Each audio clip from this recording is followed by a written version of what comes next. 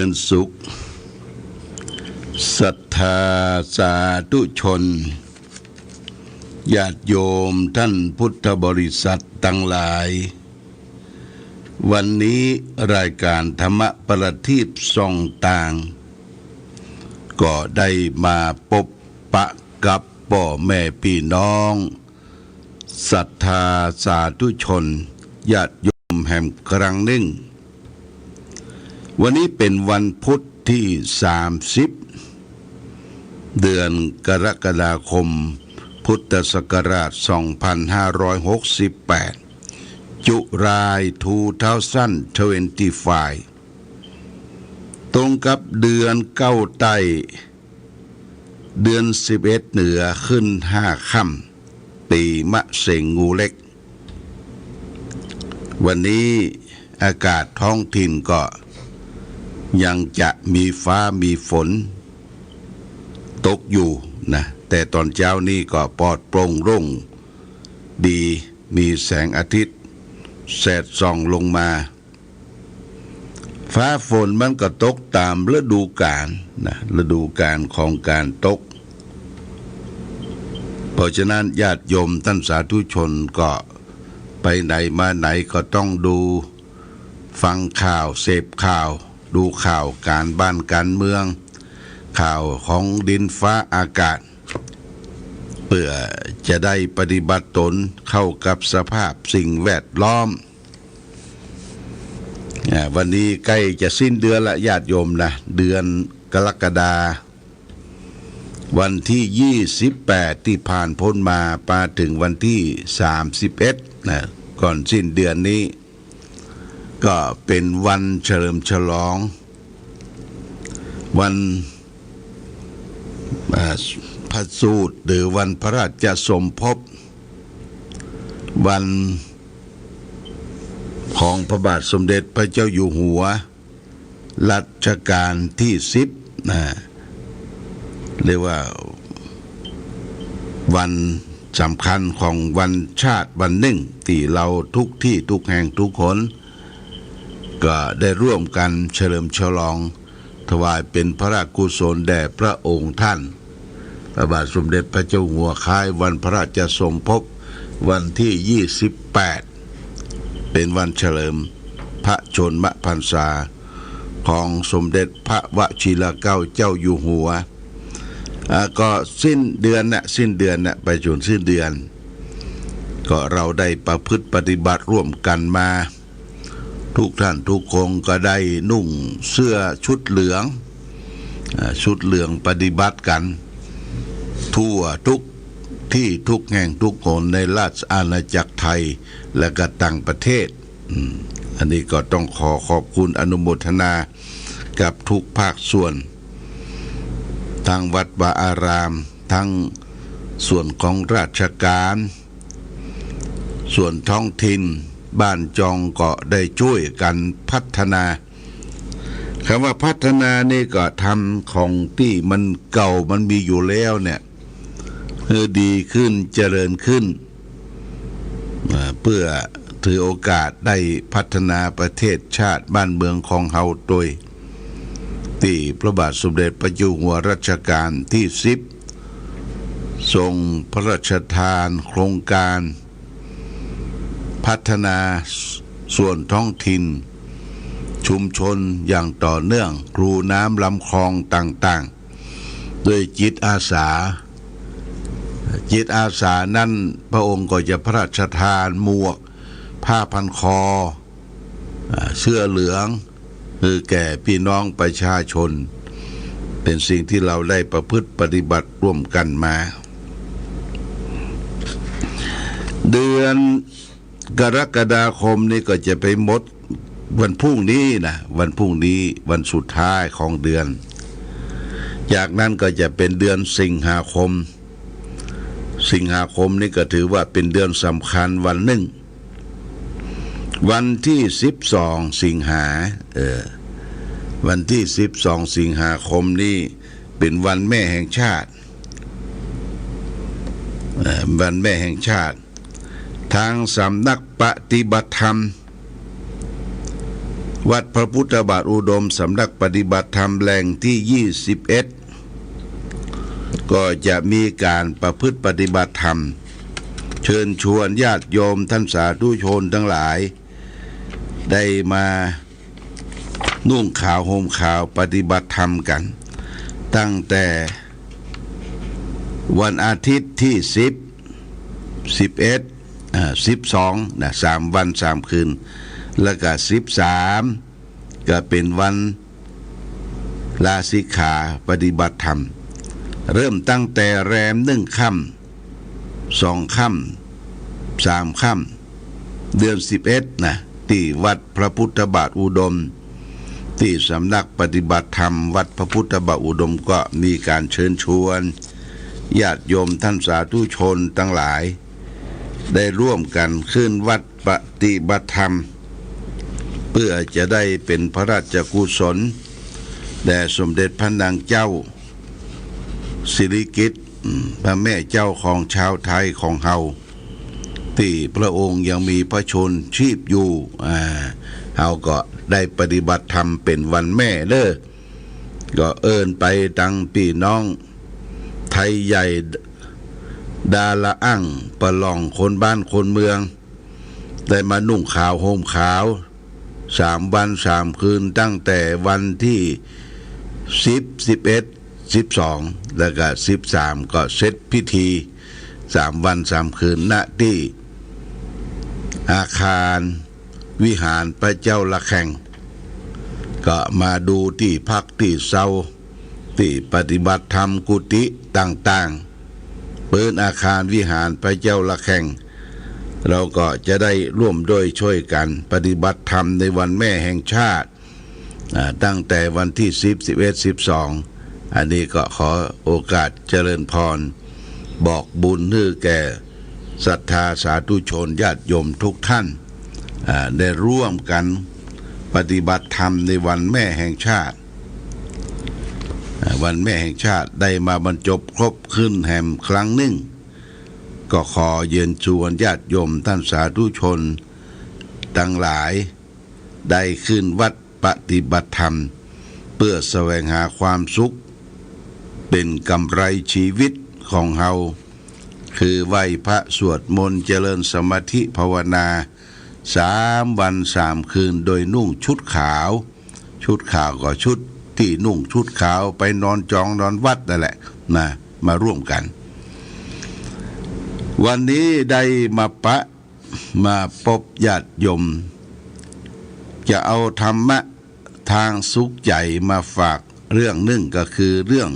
กำไรของชีวิตนะกำไรของชีวิตคืออะไรอย่าง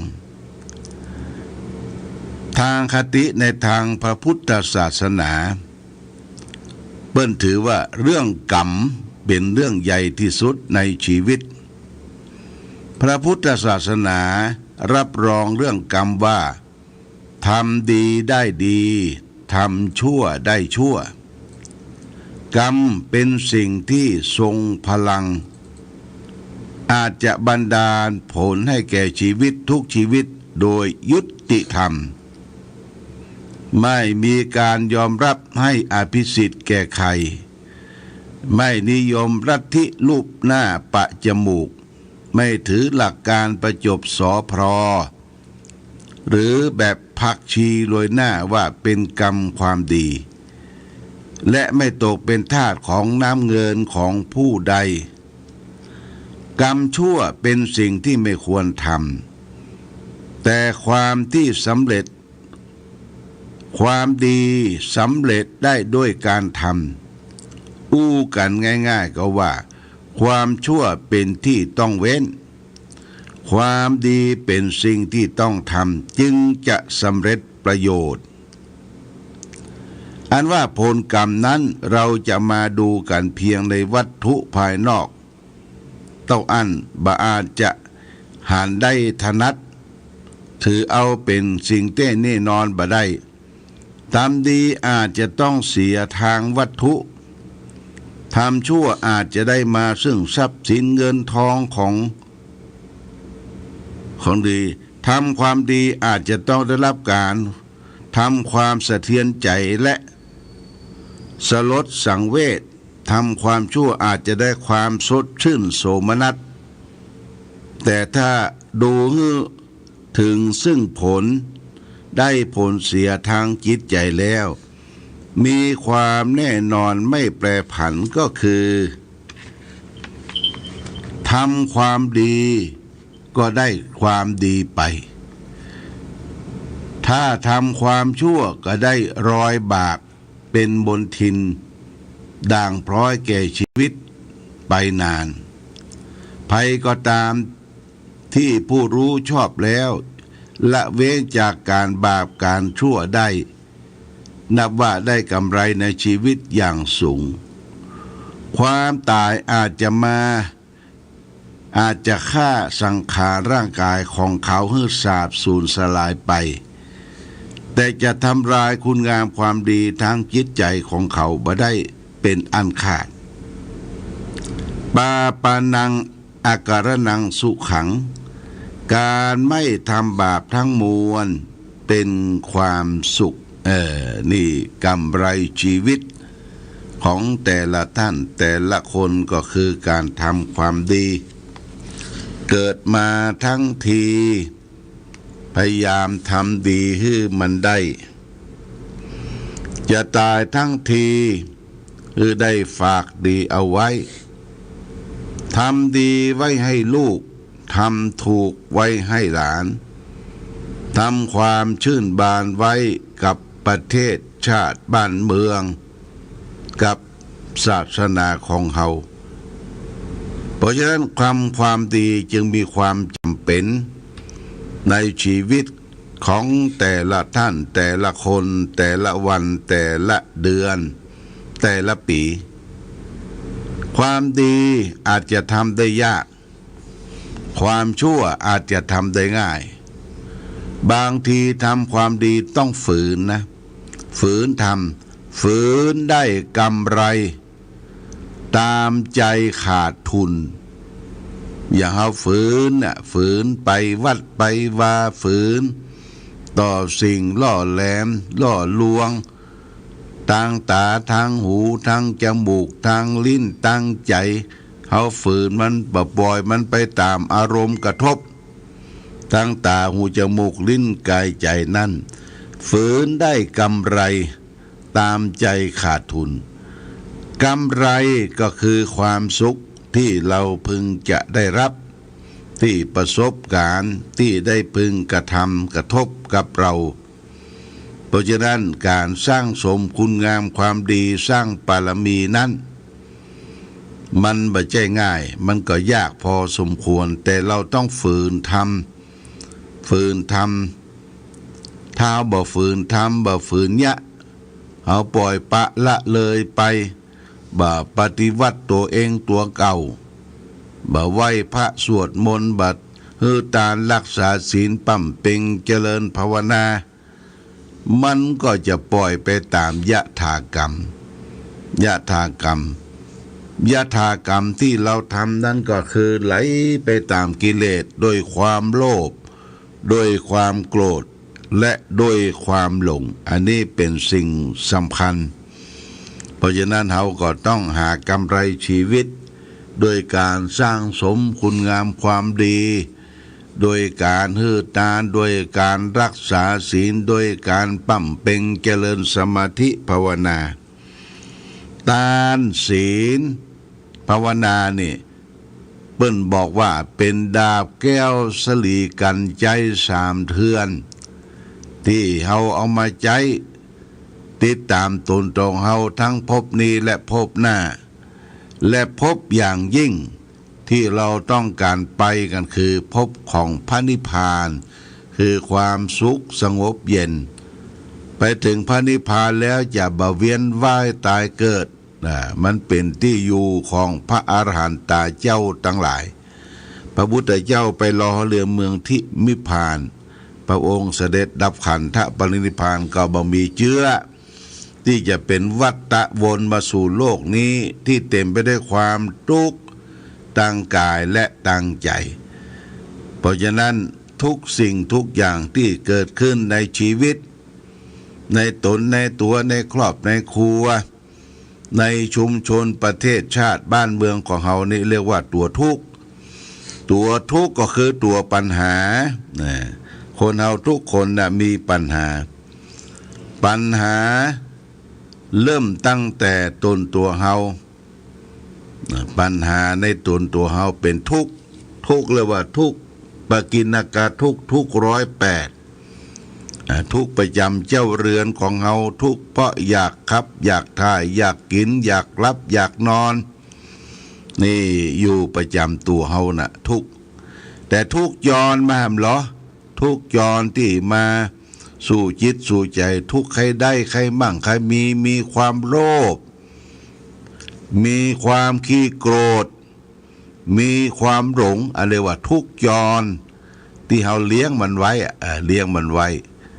มีความโลภเต็มที่มีความโกรธเต็มที่มีความหลงเต็มที่โลภโกรธหลงทลาบใดเมื่อใดเฮาเลี้ยงโลภโกรธหลงไว้ในจิตในใจคนนั้นมันทุกข์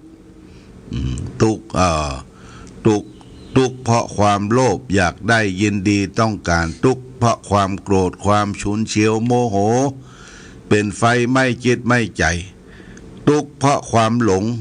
งรูปเสียงกลิ่นรสโผฏฐัพพะอันนี้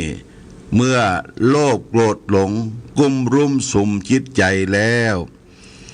เขาจะหาความสุขได้จะใดเพราะฉะนั้นความสุขก็คือความหมดโลภหมดโกรธหมดหลงมาถึงกำหมดเนี่ยเขาก็ให้มันเบาบางลงโดยทางจิตทางใจก็โดยการประพฤติปฏิบัติเข้าวัดเข้าวาจำศีลภาวนาไหว้พระสวดมนต์ก็จะนำมาแห่งความสุขตั้งกายตั้งใจได้อันนี้เป็นเรื่องสำคัญเพราะฉะนั้นโอกาสสำคัญที่เราจะได้ร่วมกันไหว้พระสวดมนต์อย่างเช่นทุกวันเสาร์นี่ญาติโยมนะทุกวันเสาร์นี่เขาก็มาร่วมกันขึ้นวัดปฏิบัติธรรมประจำวันเสาร์นี้ก็ตรงกับวันที่2นะเสาร์นี้ตรงกับวันที่2วันที่2ซับตรงกับวันพระวันศีลวันพระวันศีลถ้าเสาร์ใดตรงกับวันพระวันศีลเปิ้นก็งดบ่ฮือมาร่วมกันประพฤติปฏิบัติธรรมต่างคนต่างมีวัดวาอารามวัดใกล้บ้านก็ไปทำบุญศูนย์ตานฟังเทศฟังธรรมแต่ละบ้านแต่ละวัดของใครของมันเนี่ยถ้าวันศีลวันเสาร์ตรงกันเนี่ยเพิ่งก็งดปฏิบัติธรรมนะเพราะฉะนั้นเสาร์นี้ตรงกับวันที่2ก็งดปฏิบัติธรรมประจำวันเสาร์ที่สำนักปฏิบัติธรรมเพราะว่าเอามีวันพระทุกวันพระแต่ละวัดวาอารามที่จะต้องประพฤติปฏิบัติธรรมร่วมกันอันนี้ก็แจ้งเนี่ยโอกาสเนี่ยวันเสาร์เนี่ยเอาไปร่วมกันขึ้นวัดปฏิบัติธรรมไหว้พระสวดมนต์ทำบุญสุนทานและก็วันสำคัญในทางพระพุทธศาสนาเช่นวันวิสาขบูชาวันสำคัญที่วันพระพุทธเจ้าประสูติตรัสรู้และปรินิพพานเขาก็ได้ปฏิบัติธรรมร่วมกันและก็วันแม่เนี่ยวันแม่ถือว่าแม่นี่เป็นสิ่งสำคัญที่สุดในชีวิตเอามีแม่กำเนิดเกิดเขามาเขาก็จะต้องทำความดีเพื่อแม่ได้ประพฤติปฏิบัติธรรมแม่แห่งชาติปีนี้ที่วัดพระพุทธบาทอุดมก็จะปฏิบัติธรรมตั้งแต่วันที่10 11 12 13เมื่อเจ้าก็ได้ออกกรรมและเอามาเข้ากรรมปฏิบัติธรรม3วันนุ่งขาวห่มขาวไหว้พระสวดมนต์ร่วมกันในวันแม่แห่งชาติและวันพ่อแห่งชาติก็ตรงกับวันที่5 ธันวาคมออกพรรษาแล้ว3 4 5นี่ปฏิบัติธรรมที่6ก็เสร็จพิธีอันนี้ก็แจ้งญาติโยมวันสำคัญจะไปละเลยเพิกเฉยต่อหน้าที่ที่ได้เคยประพฤติปฏิบัติธรรมกันมาตลอดอันนี้นำมาซึ่ง สุขความเจริญความเข้าใจในการสร้างสมบุญญบารมีเอาละญาติโยมท่านสาธุชนทั้งหลายวันนี้ได้ได้จ๋าได้มาพบกับพ่อแม่พี่น้องศรัทธาหลังจากที่เขาได้เฉลิมฉลองวันเฉลิมของพระบาทสมเด็จพระเจ้าอยู่หัววันที่28 29 30ตลอดถึง31สิ้นเดือนเนี่ยพระบาทสมเด็จพระเจ้าอยู่หัวว่าให้เขาได้ปฏิบัติธรรมแบบพุทธนาวาวังธรรมะจากนาวาวังไปที่ไหนให้ได้ล่ำเปิงอยู่เสมอว่าพุทโธเมนาโถข้าพเจ้าขอเอาพระพุทธเจ้าเป็นสรณะเป็นที่พึ่งธัมโมเมนาโถข้าพเจ้าขอเอาพระธรรมเป็นสรณะเป็นที่พึ่งสังโฆเมนาโถข้าพเจ้าขอเอาพระสงฆ์เป็นสรณะเป็นที่พึ่งแล้วก็ระลึกถึงคุณของพระรัตนตรัยอยู่ตลอดเวลาพระพุทธพระธรรมพระสงฆ์เป็นสรณะเป็นที่พึ่งของเราชาวพุทธทั้งหลายเราก็จะมีความสุขทั้งตนเองชุมชนครอบครัวในวาระโอกาสต่อไปเอาละวันนี้รายการธรรมะประทีปส่องต่างได้มาพบญาติโยมท่านสาธุชนทั้งหลายก็พอสมควรแก่กาลเวลาเพราะฉะนั้นก็ขอญาติโยมท่านสาธุชนทุกท่านได้มีความสุขความเจริญความรุ่งเรืองประกอบไปด้วยจตุรพิธพรใจ4ประการคือมีอายุวันนะสุขภาระมีปฏิภาณธนสารสมบัติธรรมสารสมบัติทุกทิวาราตีการรายการธรรมะประทีปส่องต่างต้องขอลาก่อนขอผู้ฟังจงตั้งมั่นจิตหันษาโดยธรรมะขององค์พระพุทธาได้นำพาให้เกิดความสุขสงบเย็นขอเจริญพร